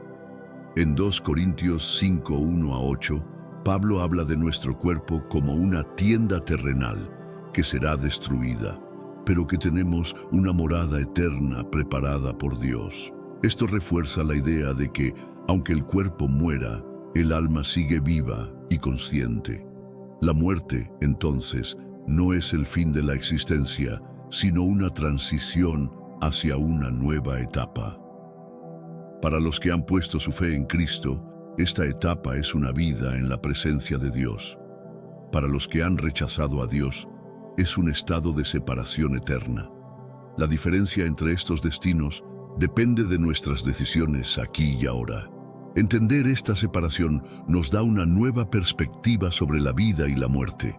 No somos solo cuerpos físicos, somos seres eternos, y lo que hacemos en esta vida determina dónde estaremos después de la muerte. Esta verdad debería impulsarnos a vivir con propósito, sabiendo que nuestras decisiones tienen un impacto eterno. Una de las preguntas más comunes sobre la muerte es: ¿a dónde vamos inmediatamente después de morir? ¿Al cielo, al infierno o a un lugar intermedio de espera? La Biblia nos da indicios claros de que el destino inmediato de los muertos depende de su relación con Dios. Para los creyentes, la promesa es clara: estar con el Señor. En Filipenses 1:23, Pablo expresa su deseo de partir y estar con Cristo, lo que indica que no hay un periodo de espera, sino una transición inmediata a la presencia de Dios. Esto es confirmado por las palabras de Jesús al ladrón en la cruz: hoy estarás conmigo en el paraíso. Lucas 23:43. Por otro lado, para quienes rechazan a Dios, la Biblia describe un estado de separación y sufrimiento. La parábola del rico y Lázaro es un ejemplo contundente de esto. No hay una segunda oportunidad tras la muerte. El destino está definido por las decisiones que tomamos en vida. La idea de un estado intermedio de espera, conocido como limbo o purgatorio en algunas tradiciones, no tiene un fundamento claro en las Escrituras. La Biblia habla de una separación inmediata entre los salvos y los perdidos, lo que nos recuerda la urgencia de vivir en obediencia a Dios y aceptar su gracia mientras tenemos tiempo. Las palabras de Jesús al ladrón en la cruz, registradas en Lucas 23:43, son una de las promesas más poderosas y consoladoras sobre el destino inmediato tras la muerte. Al decir: hoy estarás conmigo en el paraíso, Jesús deja claro que no hay un periodo de espera prolongado, sino una entrada inmediata a la presencia de Dios para aquellos que creen en Él. Esta promesa es significativa por varias razones. En primer lugar, muestra la gracia y el perdón de Dios. El ladrón no tuvo tiempo de hacer buenas obras ni de cambiar su vida, pero su fe en Jesús le aseguró un lugar en el paraíso. Esto nos recuerda que la salvación no depende de nuestras obras, sino de nuestra fe en Cristo. En segundo lugar, estas palabras revelan que el paraíso es una realidad inmediata tras la muerte. No es un concepto abstracto ni algo que sucederá en un futuro distante, sino un lugar donde los creyentes estarán con Dios en cuanto dejen este mundo. Finalmente, esta promesa nos da esperanza y nos consuela frente a la muerte. Saber que, al morir, estaremos inmediatamente con el Señor nos libera del temor y nos anima a vivir con fe y confianza en la promesa de la vida eterna. La Biblia es clara al enseñarnos que hay solo dos caminos posibles para el ser humano: el camino de la vida eterna y el camino de la separación eterna de Dios. En Mateo 7:13-14, Jesús nos advierte: entren por la puerta estrecha, porque ancha es la puerta y espacioso el camino que lleva a la perdición, y muchos son los que entran por ella. Este pasaje nos recuerda que la decisión de seguir a Dios no es la más popular ni la más fácil, pero sí es la única que conduce a la vida eterna. La puerta estrecha representa la vida de fe y obediencia a Dios, mientras que la puerta ancha simboliza el camino de la comodidad, el egoísmo y el rechazo a la voluntad divina. Lo más importante de este mensaje es que cada persona debe tomar una decisión. No podemos permanecer neutrales ante esta verdad. Ignorarla ya es, en sí mismo, una elección, y esa elección tendrá consecuencias eternas. Por eso, Jesús nos llama a tomar el camino correcto, aunque sea más difícil. La vida eterna es el destino de aquellos que deciden seguirlo, y esa decisión debe tomarse aquí y ahora. No hay tiempo que perder, porque el día de nuestra partida puede llegar en cualquier momento. En Mateo 6:19-21, Jesús nos enseña: no acumulen para ustedes tesoros en la tierra, donde la polilla y el óxido destruyen, y donde los ladrones minan y hurtan. Más bien, acumulen para ustedes tesoros en el cielo. Esta enseñanza nos invita a reflexionar sobre lo que realmente importa en la vida. Muchas personas viven acumulando riquezas, persiguiendo éxitos terrenales y preocupándose solo por lo material. Sin embargo, la Biblia nos recuerda que todo lo que tenemos aquí es temporal. La vida es como un vapor que aparece por un momento y luego desaparece, como dice Santiago 4:14. Los tesoros en el cielo representan las obras que hacemos en obediencia a Dios, el amor que mostramos a los demás y el testimonio que dejamos como seguidores de Cristo. Estas son las cosas que permanecerán, incluso después de que dejemos este mundo. Vivir acumulando tesoros en el cielo es vivir con propósito y eternidad en mente. Nos invita a invertir nuestro tiempo, talentos y recursos en aquello que tiene un valor eterno, sabiendo que un día estaremos frente a Dios y recibiremos la recompensa por nuestras obras. La resurrección es el corazón del mensaje cristiano. La Biblia nos enseña que la muerte no es el fin, sino el comienzo de una nueva vida. En 1 Corintios 15:52, Pablo nos dice: en un momento, en un abrir y cerrar de ojos, a la final trompeta, los muertos serán resucitados incorruptibles y nosotros seremos transformados.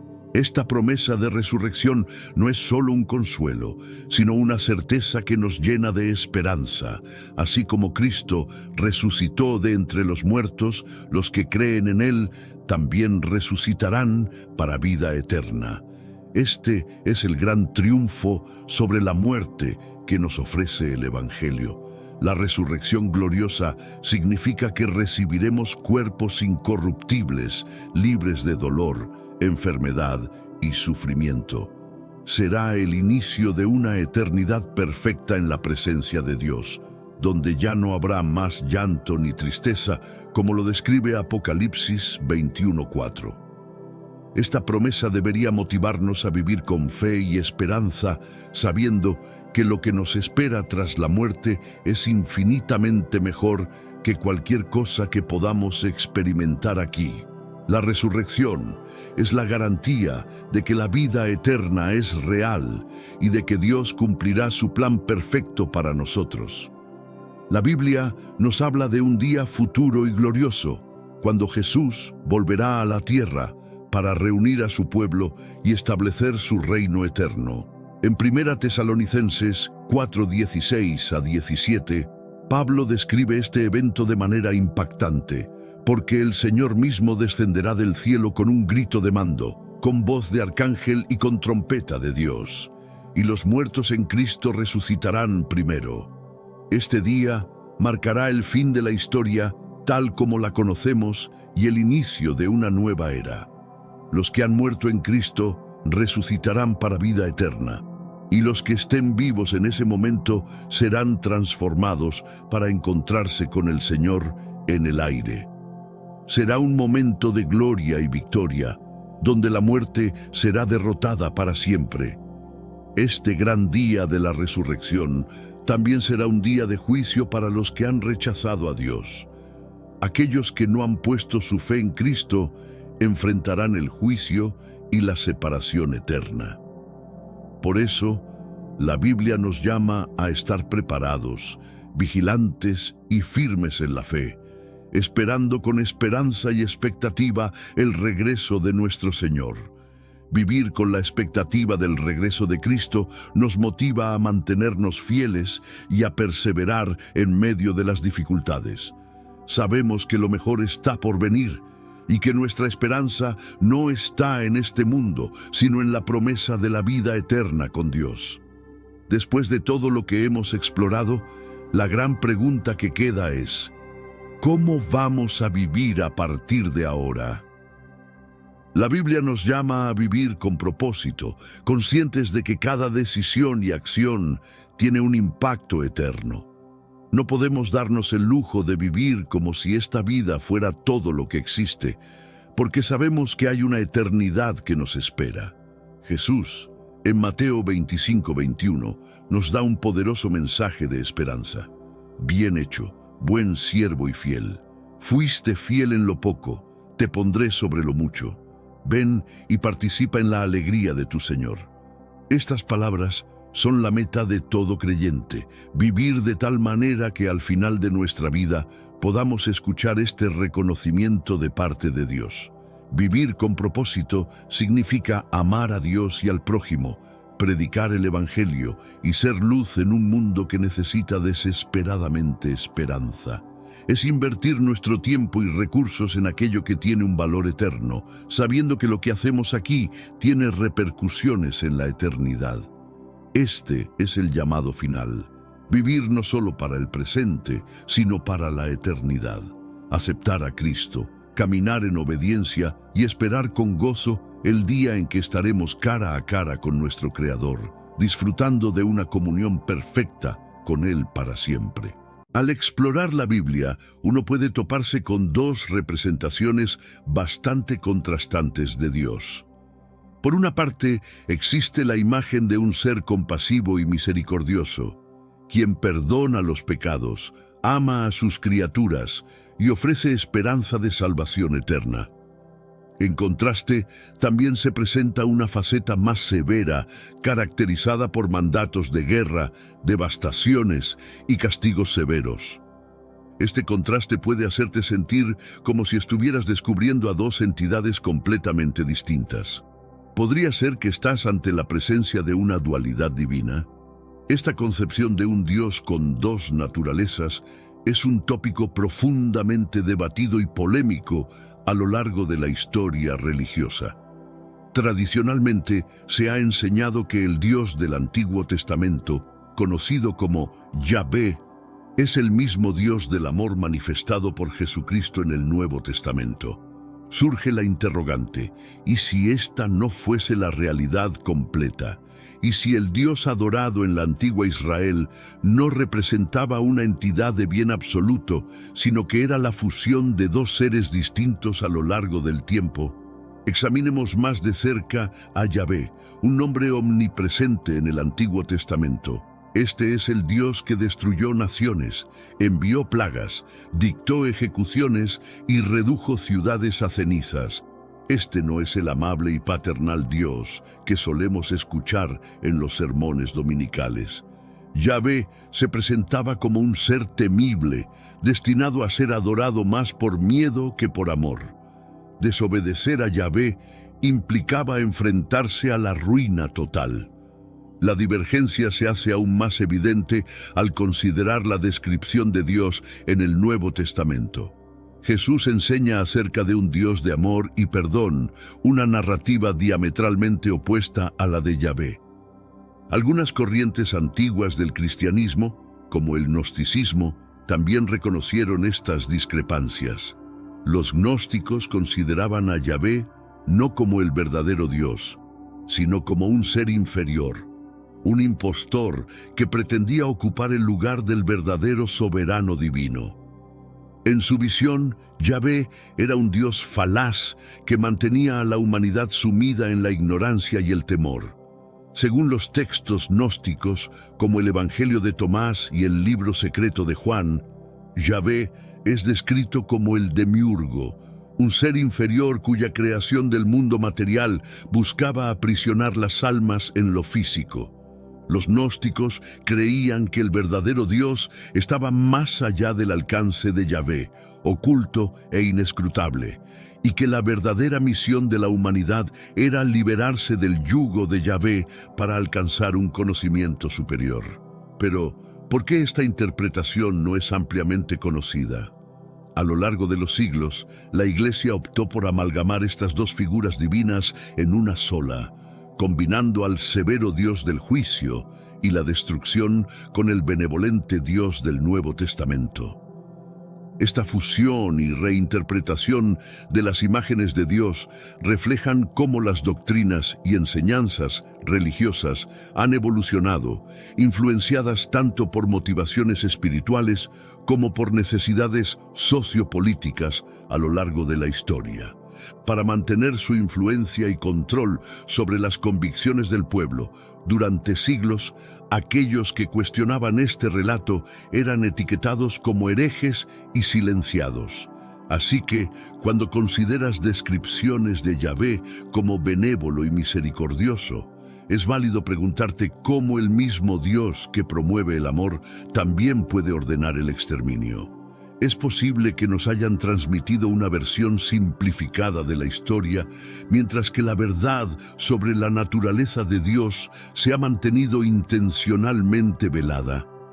Si consideramos que Yahvé fue solo uno de varios dioses en la antigüedad, ¿qué implica esto para el concepto de monoteísmo? ¿Realmente creían los antiguos en un solo Dios o existían múltiples deidades, siendo Yahvé solo el que prevaleció en la narrativa? ¿Te has cuestionado alguna vez por qué ciertos textos se incluyeron en la Biblia y otros no? Por ejemplo, ¿por qué algunos textos gnósticos son venerados como sagrados, mientras que otros son denigrados como heréticos? La respuesta a esto no tiene que ver con la intervención divina, sino con la política, simple y llanamente. Este debate nos lleva a un punto crucial en la historia, el Concilio de Nicea. En el año 325 d.C., el emperador Constantino enfrentaba la desintegración de su imperio y necesitaba una forma de consolidar a su pueblo bajo una misma creencia. El cristianismo estaba cobrando fuerza, pero existían muchas interpretaciones diferentes. Algunos creían que Jesús era completamente divino, mientras que otros lo veían simplemente como un maestro sagrado. Diversas sectas presentaban a Jesús bajo una luz completamente distinta a la que conocemos hoy.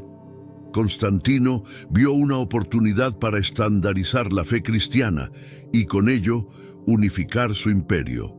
Por ello, convocó a una gran asamblea de obispos y líderes eclesiásticos en Nicea. En este mundo actual, vemos cada vez más personas yendo en contra de los principios tradicionales, y parece que lo inmoral está cada vez más presente. Es común sentirse desorientado y sin rumbo. Sin embargo, aún existe un camino para recuperar la verdadera esencia y restablecer los principios éticos en nuestra rutina diaria. Si te sientes perdido en medio de la confusión y deseas más claridad, tenemos algo especial para ti, un recurso creado especialmente para ayudarte a comprender el significado de estos desafíos actuales y enfrentarlos con sabiduría y valentía. Este es el verdadero valor de Caminos de la Revelación, descifrando la Biblia por completo, un camino hacia la claridad y la serenidad a través de sus enseñanzas. Lo mejor de todo es que está disponible ahora, como un regalo, en el primer comentario fijado. No pierdas esta oportunidad de transformar tu vida y descubrir el propósito genuino de estos desafíos.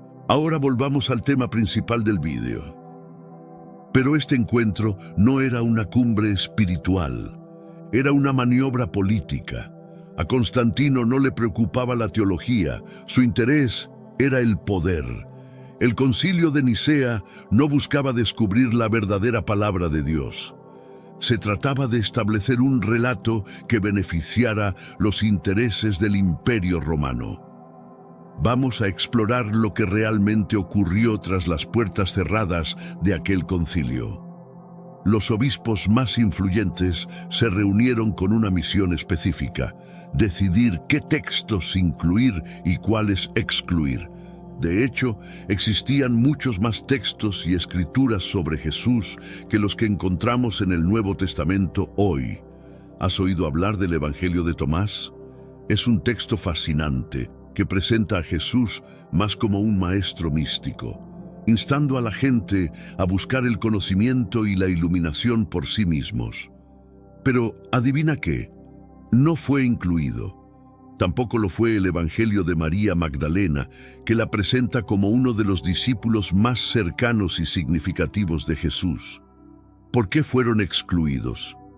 Porque no coincidían con la versión del cristianismo que Constantino deseaba promover, una en la que Jesús era visto como divino y humano, donde los líderes eclesiásticos poseían autoridad y cuestionar el relato oficial era impensable. Abordemos la realidad. El Concilio de Nicea sentó las bases de lo que hoy conocemos como cristianismo ortodoxo. Sin embargo, este establecimiento de la ortodoxia no se centraba en la verdad, sino en el control. Pero antes, comparte este video con alguien a quien aprecias. Nuestra misión más grande en la tierra es difundir la palabra del Señor. ¿Sabías que muchas personas carecen de conocimientos por falta de contenido adecuado?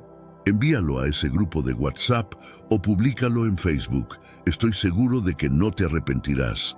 Y si te gustan videos como este, comenta abajo, quiero más. Así sabré si realmente lo disfrutas y definitivamente traeré contenido nuevo similar. Volviendo al tema principal. Ideas consideradas revolucionarias y demasiado liberadoras fueron suprimidas para mantener a la gente en una posición de sumisión, prefiriendo seguidores obedientes a pensadores libres. Se seleccionaron cuidadosamente aquellos textos que respaldaban su visión y se desacreditaron los demás como herejías. El concilio liderado por Constantino no solo determinó qué libros se incluirían en la Biblia, sino que también formuló doctrinas como el Credo Niceno, que delineaba las creencias que los cristianos estaban obligados a aceptar. Conceptos como la Trinidad, la unión del Padre, el Hijo y el Espíritu Santo como uno solo, se solidificaron durante este concilio. Antes de Nicea, no todos los cristianos aceptaban la idea de la Trinidad, pero tras el concilio, negar la Trinidad se convirtió en herejía. ¿Y qué sucedió con los textos y creencias alternativas que no fueron incluidos? Se les persiguió y destruyó sistemáticamente. Grupos como los gnósticos se vieron forzados a ocultarse para proteger sus escritos sagrados. Otros, como los cátaros, fueron aniquilados por la Iglesia. Todo esto se hizo en nombre de una verdad impuesta. Pero esta verdad no era más que una narrativa controlada por quienes ostentaban el poder. La Biblia, tal como la conocemos, es el resultado de una agenda política meticulosamente orquestada.